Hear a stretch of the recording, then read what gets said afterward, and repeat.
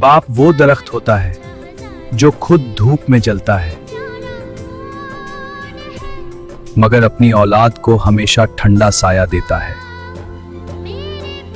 एक गरीब किसान का बेटा शहर के एक बड़े कॉलेज में पढ़ता था।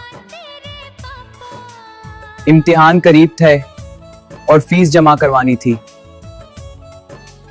बाप ने दिन रात मेहनत की, खून पसीना एक किया और पैसा जोड़कर अपने बेटे को शहर भेज दिए। कुछ दिन बाद बेटा अचानक घर आया और उसकी नजर बाप के पैरों पर पड़ गई। वही पुराना टूटा हुआ जूता। अब आप नए जूते क्यों नहीं लेते? आप अपनी सेहत का ख्याल क्यों नहीं रखते? बेटा, ये जूते अभी चल सकते हैं, फजूल खर्ची की क्या जरूरत है। कुछ दिन बाद हॉस्टल के कमरे में बेटे को एक खत मिला। बेटा, तुम्हारे जूते पुराने होंगे, ये पैसे रख लो, नए ले लेना। तुम कॉलेज जाते हो, तुम्हारा अच्छा लगना जरूरी है।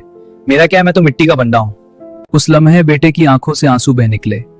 उसे समझ आ गया, मेरा जूता पुराना नहीं था। आप उससे भी ज्यादा कामयाब बनो और इस कामयाबी के लिए वो अपनी ख्वाहिशाएं खामोशी से कुर्बान कर देता है।